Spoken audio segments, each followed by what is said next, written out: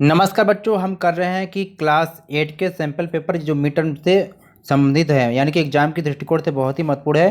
तो हमने पार्ट 1 की वीडियो में हमने देखा था सेक्शन ए और सेक्शन बी और सेक्शन सी को हमने कंप्लीट रूप से कर लिया था। ठीक है, तो इस पार्ट में हम क्या है सेक्शन डी से शुरू करने वाले हैं। तो चलिए शुरू करते हैं, क्योंकि हमने पहले पार्ट में क्या है कि सेक्शन ए सेक्शन बी को और सी को कंप्लीट रूप से कर लिया था।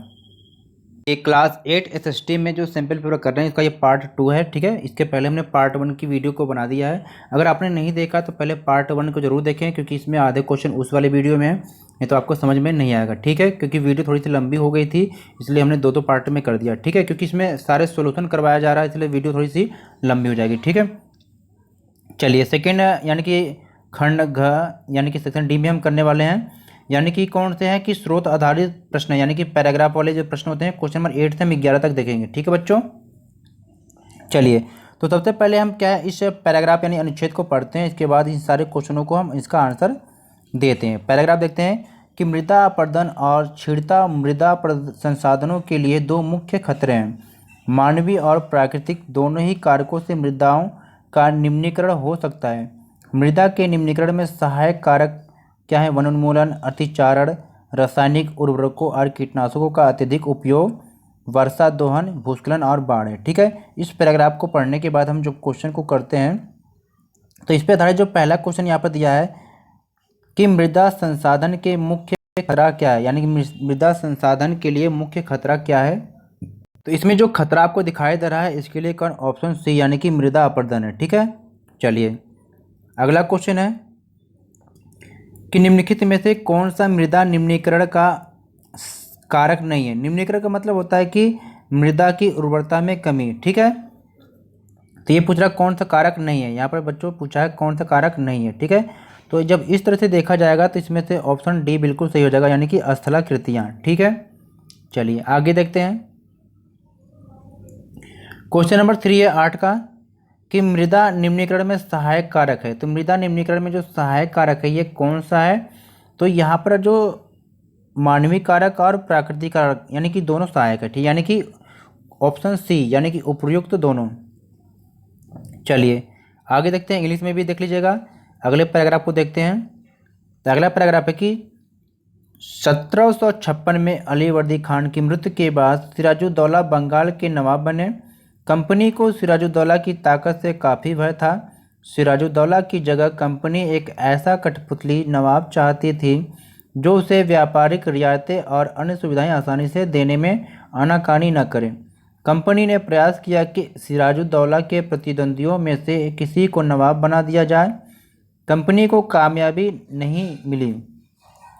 जवाब में सिराजुद्दौला ने हुक्म दिया कि कंपनी उनके राज्य के राजनीतिक मामलों में टांग अड़ाना बंद कर दे, किलेबंदी रोके और बाकायदा राजस्व चुकाए। ठीक है, तो ये तो थी इसके पैराग्राफ।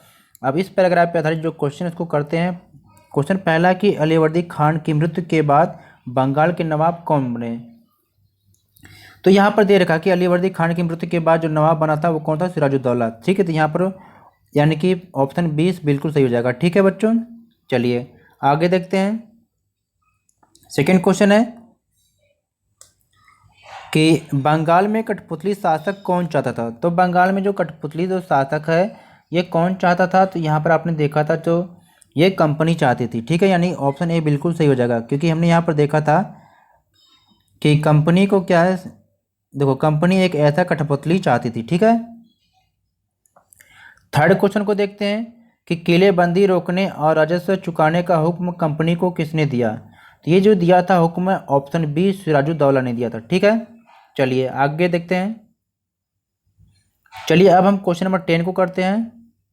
अब यहाँ पर आपको ध्यान से समझना है। ठीक है, क्वेश्चन को ध्यान से समझना है कि किसी काल्पनिक राज्य की विधानसभा चुनावों के परिणाम नीचे दिए गए। यानी देखिए कोई एक राज्य है, कल्पना यानी कि एक कल्पना पे आधारित ये बनाया गया है कि जैसे किसी राज्य में चुनाव होता है तो सारे नतीजे आते हैं। ठीक है, उसी प्रकार से बताया गया यहाँ पर, और इसे आपको ध्यान से पढ़ना है, फिर नीचे दिए गए क्वेश्चन का आंसर देना है। ठीक है, ये अलग अलग पार्टियां हैं। ठीक है, ये पार्टियां क्या है, इतने इतने सीटें क्या है जीत कर लाई हैं, यानी कि उस राज्य में टोटल सीटें 285 थी। ठीक है, अब चलिए देखते हैं क्वेश्चन में क्या पूछा गया है। देखिए पहले क्वेश्चन में पूछा है कि विधानसभा की सबसे बड़ी पार्टी कौन सी है। अब देखिए जिसमें सबसे ज़्यादा सीट लेकर आई है वो सबसे बड़ी पार्टी हो जाएगी। तो यहाँ पर जब हम देख रहे हैं तो क्षेत्र विकास, यानी कि क्षेत्र विकास जो पार्टी है वो कौन सी पार्टी है, वो सबसे बड़ी पार्टी, क्योंकि इसने 116 सीट लेकर आई है। ठीक है, तो ऑप्शन के रूप में सी बिल्कुल सही हो जाएगा, ऑप्शन सी बिल्कुल सही हो जाएगा। ठीक है, चलिए आगे देखते हैं। सेकंड क्वेश्चन पूछ रहा है कि सरकार के गठन के लिए बहुमत की संख्या कितनी है। अब यहाँ पर देखो, तो प्यारे बच्चों मैंने आपको बताया था कि सरकार के गठन के लिए क्या होता है कि जितनी सीट होती है ना उसका एक आधे से एक अधिक होना चाहिए, यानी कि 50 प्लस एबव। तो अगर 285 का हम अगर आधा करते हैं तो 143 आता है। ठीक है, यानी आधे से एक अधिक है। ठीक है, चलिए, तो यानी कि किसी भी पार्टी को जीतने के लिए 143 सीट लेकर आना ही चाहिए। ठीक है, तो यहाँ पर हम जो टिक लगाएंगे ऑप्शन ए बिल्कुल सही हो जाएगा यहाँ पर। चलिए आगे देखते हैं। क्वेश्चन नंबर थर्ड है कि निर्दलीय कौन कहलाते हैं। यानी निर्दलीय, देखो नाम से स्पष्ट होता है निर्दलीय, यानी जो किसी दल के न हो। ठीक है, तो ऑप्शन इसका सही हो जाएगा बिल्कुल,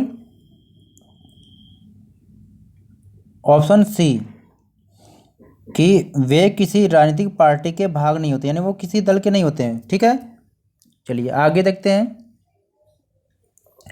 क्वेश्चन नंबर 11, पैराग्राफ पढ़ेंगे, इसके बाद क्वेश्चन का आंसर देंगे।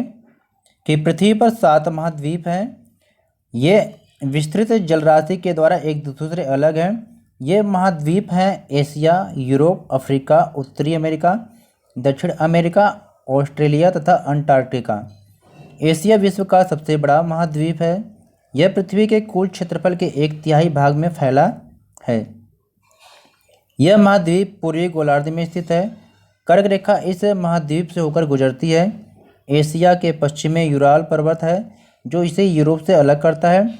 यूरोप और एशिया के संयुक्त भूभाग को यूरेशिया, यानी कि यूरोप और एशिया को मिला देते हैं, ये कहा जाता है। ठीक है,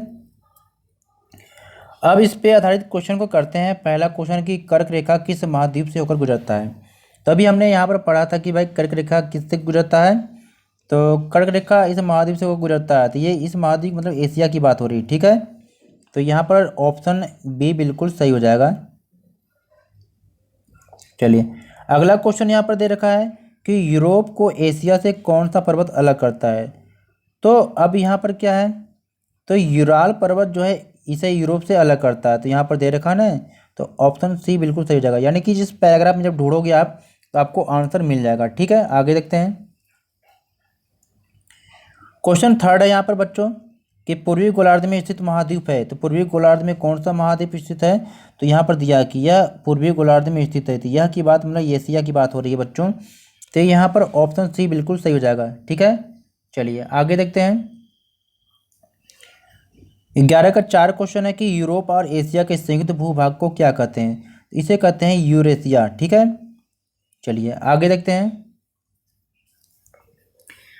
11 क्वेश्चन को हमने कंप्लीट कर लिया, यानी कि सेक्शन डी हमने कंप्लीट कर लिया। अब यहाँ पर सेक्शन जो होना चाहिए था, ये यहाँ पर गजल लिखा है, सेक्शन ई होना चाहिए था। ठीक है बच्चों, तो सेक्शन ई में हम करने वाले हैं मैप आधारित क्वेश्चन के, यानी कि मानचित्र पर जो आधारित प्रश्न है उसको हम करने वाले हैं। क्योंकि देखिए मैप के क्वेश्चन बहुत फिक्स होते हैं, सही प्रकार से समझ लिया जाता है तो मैप के क्वेश्चन बड़े आसानी से आपको मिल जाएंगे। ठीक है, अब आपको करना क्या है कि भारत के राजनीतिक रेखा मानचित्र पर 1857 की जो बगावत हुई थी इससे जुड़े स्थानों को आपको लिखना है। यानी यहाँ पर जो 5 दिया है स्थान, 5 में से किन्हीं 4 को आपको भरना है। कौन कौन से हैं, दिल्ली, झांसी, बरेली, फैजाबाद, कानपुर। तो आपको क्या करना है, इन सारे स्थानों को क्या करना है कि इस मैप में आपको फिल करना है। मैप कहाँ पर, यहाँ पर मैप दिया है, इन सारे जगहों को फिल कर लेना। सबसे बच्चों अभी हम इसमें दिखाएंगे, परेशान मत होना आप। तो यहाँ पर दिल्ली को तो आप सभी जानते हैं क्योंकि देखो दिल्ली यहाँ पर है ना। ठीक है, तो ये दिल्ली हो जाएगी, लेकिन बाकी जो 4 जगह है वो सारे यूपी में पड़ता है। यूपी में कहाँ कहाँ पड़ता है उसके लोकेशन को हम देखते हैं। चलिए देखते हैं। तो प्यारे बच्चों ये क्या है, भारत का मैप है, राजनीतिक मैप है। तो इसमें आपको क्या है 5 जगहों के बारे में दिया था भरने के लिए कि दिल्ली, बरेली, झांसी, फैजाबाद और कानपुर, ये कहाँ पर है। तो इन सब की लोकेशन आप देख लीजिएगा यहाँ पर। ठीक है, तो ये जो दिल्ली है ना, दिल्ली कहाँ पर प्यारे बच्चों, यहाँ पर, जैसे कि आप देख पा रहे हैं ये दिल्ली है। ठीक है, ये दिल्ली है, तो इसकी लोकेशन आप यहाँ पर मिला लेंगे। तो ऐसे आप कर लेंगे दिल्ली। ठीक है, बरेली की बात आती है तो बरेली आप यहाँ पर देखेंगे यूरोप में, थोड़ा बहुत आगे पीछे इसकी लोकेशन हो सकती है, लेकिन कंफ्यूज नहीं होना है, सारा यूपी में है। बरेली, फैजाबाद, कानपुर कहाँ पर है, सारा यूपी में है। तो ये इस प्रकार से आप बरेली को यहाँ पर मिलान कर लेंगे। चलिए अब आगे देखते हैं कि बात आती है कि भाई झांसी कहाँ पर है। तो झांसी कुछ आपको यहाँ पर दिखाया जा रहा है, देखो झांसी दिखाया जा रहा है ना, तो इसको भी क्या है, झांसी को भी आप इस प्रकार से आप इसमें कर लेंगे। चलिए अब बात आती है कानपुर की, कानपुर कहाँ है, तो कानपुर भी आपको यहाँ पर दिखाई देगा। तो इसको भी क्या हम आप इसको फिल करके देख लेंगे। तो सारी प्रैक्टिस क्या है आपको मैप से करना बच्चों, जितना प्रैक्टिस आप करेंगे ना उतनी तैयारी आपकी मजबूत हो जाएगी, तो मैप से ज़रूर करना है। अब बात होती है फैजाबाद की, तो फैजाबाद यहाँ पर ब्लू से दिखाया गया है, तो लोकेशन थोड़ी बहुत आगे पीछे हो सकती है, इसलिए परेशान मत ना हो आप। तो ये आपकी क्या है, यहाँ पर फैजाबाद है। ठीक है, तो ये सारे जो बरेली, फैजाबाद, कानपुर, झांसी, तो ये सारे आपके कहाँ पर हैं, ये आपके उत्तर प्रदेश में है। ठीक है, उम्मीद करते हैं कि आप मैप से इसकी लोकेशन समझ में आपको आ गया होगा। तो सबसे पहले प्यारा बच्चा को करना क्या है कि अगर मैप के क्वेश्चन आप चाहते हैं कि पूरे पूरे नंबर हो जाए, तो हर मैप में यानी कि जितने भी राज्य हैं सबकी लोकेशन आपको पता होना चाहिए। ठीक है, अब यहाँ पर आपको ध्यान देना है कि जिन बच्चों को देखने में समस्या आती है, यानी कि जो दृष्टिबाधित बच्चे हैं, उन बच्चों को ये क्वेश्चन करना पड़ता है। बहुत सारे बच्चे क्या करते हैं कि मैप में ये वाला क्वेश्चन कर लेते हैं। तो आपको समझना कि आपको मैप में कौन से क्वेश्चन करना है।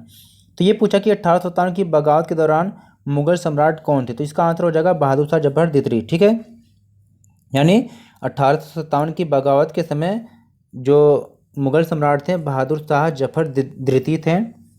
झांसी वर्तमान में भारत के किस राज्य में है, तो ये उत्तर प्रदेश में है। ठीक है, और अगला क्वेश्चन है कि बिहार के उस पुराने जमींदार का नाम लिखिए जिन्होंने 1857 के बगावत के दौरान विद्रोही सिपाहियों का साथ दिया था। तो ये कौन से थे, ये थे आपके, वो थे कुंवर सिंह। ठीक है, फैजाबाद वर्तमान में भारत के किस राज्य में है, तो ये उत्तर प्रदेश में है। कानपुर में 1857 के बगावत की अगुवाई किसने किया था, तो ये नाना साहब ने किया था। ठीक है, तो उम्मीद करते हैं कि आपने इस सैम्पल पेपर को बहुत अच्छे तरीके से समझ लिया होगा, क्योंकि इस सैम्पल पेपर के माध्यम से हम क्वेश्चन के पैटर्न को समझ पाए कि पेपर किस प्रकार से आएगा। तो अब उम्मीद करते हैं कि एग्जाम में आप अच्छा स्कोर करके आएंगे। तो प्लीज़ मेरे चैनल को सब्सक्राइब करें, जिससे हम एग्ज़ाम की तैयारी सही प्रकार से कर सकें, क्योंकि धीरे धीरे हम सारे सैम्पल पेपर को लेकर आएंगे। उम्मीद करते हैं कि आप वीडियो को बड़े अच्छे से समझ में आ गया होगा। तो प्लीज़ इसके पार्ट फर्स्ट को जरूर देखें प्यारे बच्चों, वीडियो को लाइक और दोस्तों के साथ शेयर करें, और चैनल पर नए हैं तो चैनल को सब्सक्राइब जरूर करें। ठीक है, thank you for watching my YouTube channel base of education Mantra.